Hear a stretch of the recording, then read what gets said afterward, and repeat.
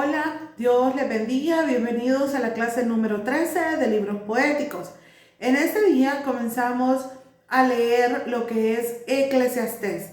Eclesiastés es un libro que usted sabe es muy importante, nos habla de las cosas de la vida y quizás la frase como más mencionada es vanidad de vanidades, que se menciona acá, donde dice el predicador. Comenzamos leyendo que dice que la palabra Eclesiastés significa aquel que se sienta en una asamblea o en una iglesia y habla, es decir, un predicador. Este término dice que proviene de la Septuaginta, designa el libro del Antiguo Testamento que el hebreo llama Coelet, que significa asamblea o congregación. La versión Reina Valera sigue las versiones griegas y latinas que traducen este término hebreo como predicador. En Eclesiastés 1:1 nosotros nos podemos dar cuenta de eso.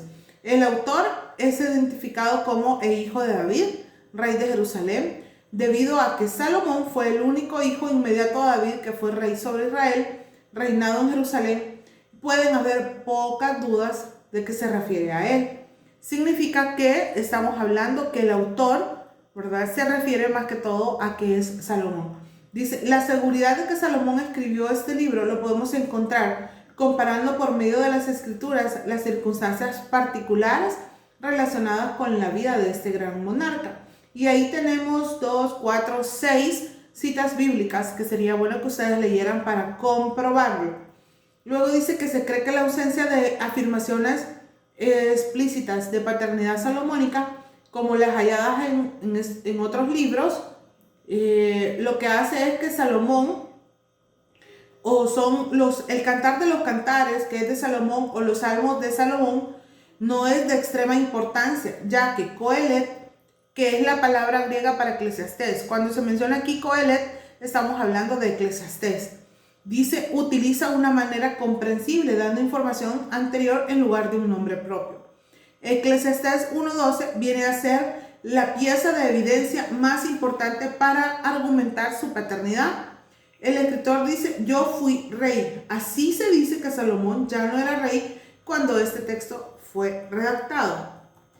Veamos, la fecha en que se escribió, probablemente alrededor del 935 a.C., de casi al final de la vida de Salomón. Podemos suponer que escribió Proverbios en su juventud, mientras conservaba su integridad, y que redactó Eclesiastés cuando ya era viejo. Por la gracia de Dios se había recobrado de su apostasía. Es decir, no sé si ustedes recuerdan, ¿verdad?, que se hablaba de que las mujeres de Salomón habían desviado su corazón. Entonces se cree que Eclesiastés lo escribió justo después de que volviera su corazón hacia Dios. Dice que el propósito del libro, salvar a las futuras generaciones de la amargura, de aprender por medio de su propia experiencia que la vida no tiene ningún significado si nos apartamos de Dios. Un propósito claro y específico. Nuestra vida no tiene significado si nos apartamos de Dios. El versículo clave, Eclesiastés 12:13, en fin, el fin de todo el discurso oído es este: teme a Dios y guarda sus mandamientos, porque esto es el todo del hombre. Definitivamente que ahí hay tanta verdad, tanta realidad, tanta sabiduría en este versículo. Luego tenemos ahí un bosquejo del libro y comienza la primera parte, que es el capítulo 1 hasta el capítulo 2, versículo 26. El objetivo general del libro es instruir a los lectores sobre la vanidad de todas las cosas del mundo. En efecto, muestra que todas ellas son vanidad y que es vaciedad o futilidad, que significa poca o ninguna importancia de algo, y que son insuficientes para hacernos felices. Los versículos del 4 al 8 nos muestran la futilidad, es decir, la poca importancia de todas las cosas terrestres. Salomón dice que el tiempo en que podemos gozar de estas cosas es muy breve. Salomón, recuérdense que él había tenido todo, hasta la sabiduría de Dios, que era como sumamente esencial, y que porque mucha gente, esas eran las razones por las que lo buscaban a él, para que él pudiera darles una palabra o resolverles la situación que ellos estaban pasando. Del 9 al 11, la misma monotonía que se había visto en la naturaleza la ve en la vida humana. ¿Qué podemos decir que sea nuevo en la vida humana? O sea, Salomón había llegado al punto de venir, yo creo, y principalmente considero que la apreciación que tenemos acá de que él lo escribió cuando él ya estaba anciano es por todas estas cosas, porque él ya había vivido bastantes situaciones, lo vivió con el pueblo de Israel, lo vivió en su palacio, lo vivió con su familia, todo lo que él pasó, y más que todo con las mujeres con las que él se juntó, de verdad que le había pasado por muchas cosas. Y al final se dio cuenta que todo era vanidad de vanidades. Dice que el corazón del hombre, sus múltiples corrupciones, siempre son lo mismo. Si realmente queremos ver cosas nuevas, debemos adquirir una nueva naturaleza, ¿verdad? Y los versículos del 12 al 18, el autor se refiere a su propia experiencia personal. La sabiduría, cuando se considera aparte de la sabiduría que viene del temor de Dios, aumenta el dolor en lugar de dar alivio.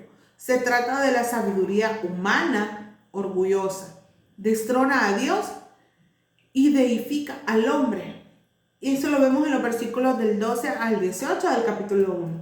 Y en el capítulo 2 dice que Salomón muestra que tampoco ha de buscarse la felicidad en los deleites de los sentidos, en la risa o en el placer, la edificación y mejoras en la tierra, posesiones y música.